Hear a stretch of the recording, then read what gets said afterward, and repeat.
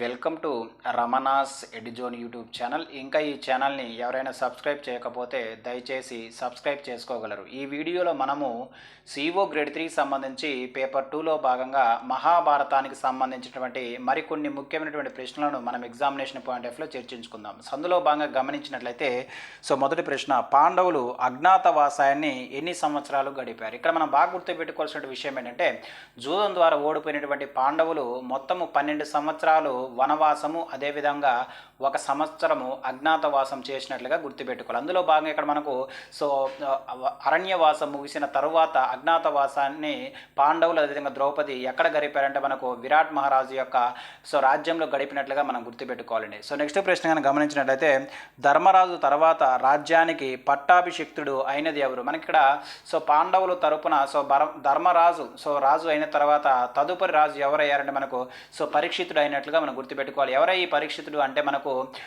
అభిమన్యుడి యొక్క కుమారుడుగా మనం గుర్తుపెట్టుకోవాలి. మనకు అభిమన్యుడు అదేవిధంగా ఉత్తరకు పుట్టినటువంటి సంతానం మనకు పరీక్షిత్ మహారాజుగా గుర్తుపెట్టుకోవాలి. ఈ పరీక్షిత్ మహారాజు ఎవరి యొక్క మనవడు అంటే మనకు అర్జునుడి యొక్క మనవడుగా గుర్తుపెట్టుకోవాలండి. నెక్స్ట్ కానీ గమనించినట్లయితే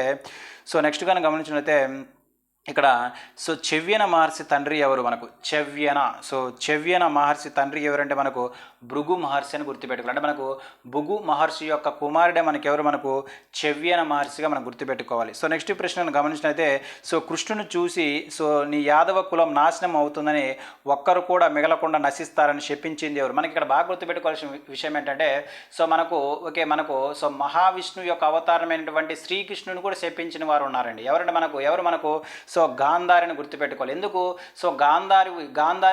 గాంధారి సంతానం కూడా కేవలము శ్రీకృష్ణు వల్ల మరణించారు అనుకొని ఇక్కడ శ్రీకృష్ణుడు కూడా చెప్పించిన వ్యక్తి మనకు గాంధారిని మనం గుర్తుపెట్టుకోవాలంటే, శ్రీకృష్ణుడు చనిపోవడానికి గాంధారి యొక్క శాపం అని కూడా మనం గుర్తుపెట్టుకోవాలండి. చాలా చాలా ఇంపార్టెంట్. నెక్స్ట్ క్వశ్చన్ కనుక గమనించినట్లయితే, సాంబుడు ఎవడు? ఇక్కడ సాంబుడు ఎవరంటే మనకు శ్రీకృష్ణుడి యొక్క కుమారుడుగా మనం గుర్తుపెట్టుకోవాలి. మనకు శ్రీకృష్ణుడి యొక్క కుమారుడే మనకు ఎవరంటే మనకు సాంబడు అని గుర్తుపెట్టుకోవాలి.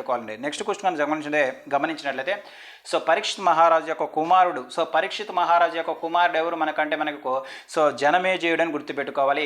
ఈ జనమేజయుడు తన తండ్రి పరీక్షిత్ మహారాజును చంపినటువంటి పాముకు కారణంగా ఇతను వాటన్నిటిని కూడా వధించడానికి సర్పయాగం చేసినట్లుగా మనం గుర్తుపెట్టుకోవాలండి. నెక్స్ట్ క్వశ్చన్ కానీ గమనించినట్లయితే, అరణ్యవాస సమయంలో కొండ చిలువ నోటిలోకి కొనబడిన పాండవ వీరుడు ఎవరు? అంటే మనకు అరణ్యవాసం చేసేటప్పుడు ఎవరి నోటిలోనికి కొండ శిలువ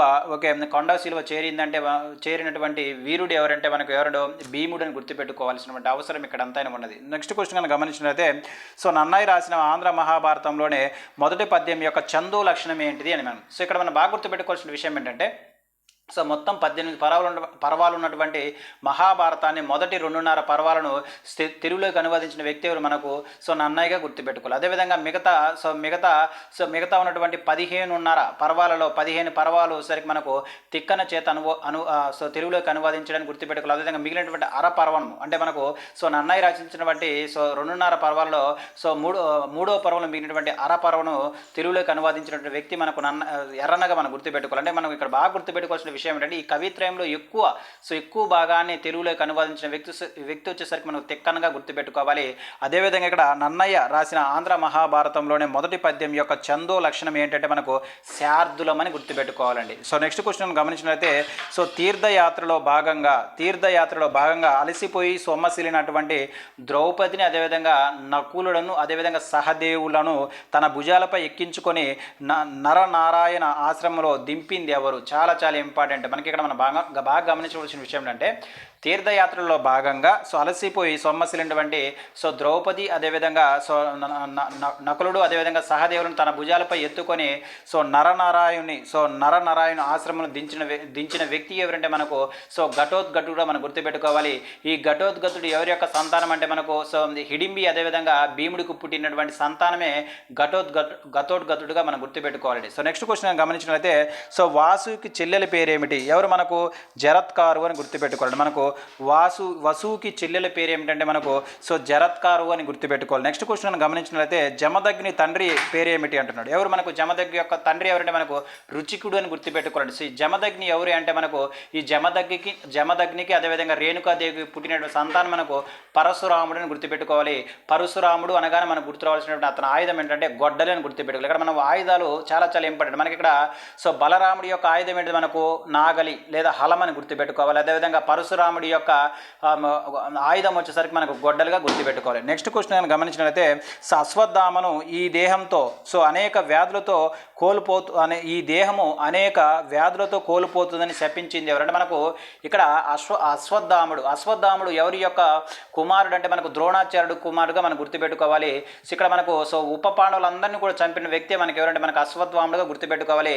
సో ఈ ఉప పాండవులను చంపినటువంటి అశ్వత్థాముని శ్రీకృష్ణుడు శపిస్తాడండి. సో శ్రీకృష్ణుడు ఏమని శపిస్తాడంటే సో ఈ దేహం అంటే మీకు అశ్వత్థామ యొక్క దేహం అంట అనేక వ్యాధులతో కోల్పోతుంది అని శపించిన వ్యక్తి మనకు శ్రీకృష్ణుడు అని గుర్తుపెట్టుకోవాలి. చిట్ట చివరిగా మనం గుర్తుపెట్టుకోవాల్సిన విషయం ఏంటంటే శ్రీకృష్ణుడు శపించింది ఎవరు మనకు గాంధారి అని గుర్తుపెట్టుకోవాలి. అదేవిధంగా మనకు సో శ్రీకృష్ణుడి చేత శపించబడినట్టు వ్యక్తి ఎవరు మనకి ఇక్కడ ఎవరు మనకు సో అశ్వత్థాముడు అని గుర్తుపెట్టుకోవాలి. నెక్స్ట్ క్వశ్చన్ కనుక గమనించినట్లయితే ఏ పుష్పాన్ని అన్వేషిస్తూ బయలుదేరినటువంటి భీమునికి హనుమంతుని దర్శన భాగ్యం కలిగింది. చాలా చాలా ఇంపార్టెంట్. మనకి ఇక్కడ మనకు ద్రౌపది ఏమనుకుంటుందంటే ద్రౌపది సౌరంధిక పుష్పాన్ని చూసి సో అది కావాలంటుంది. సో దానికోసం అన్వేషిస్తున్నప్పుడు భీమునికి హనుమంతుని యొక్క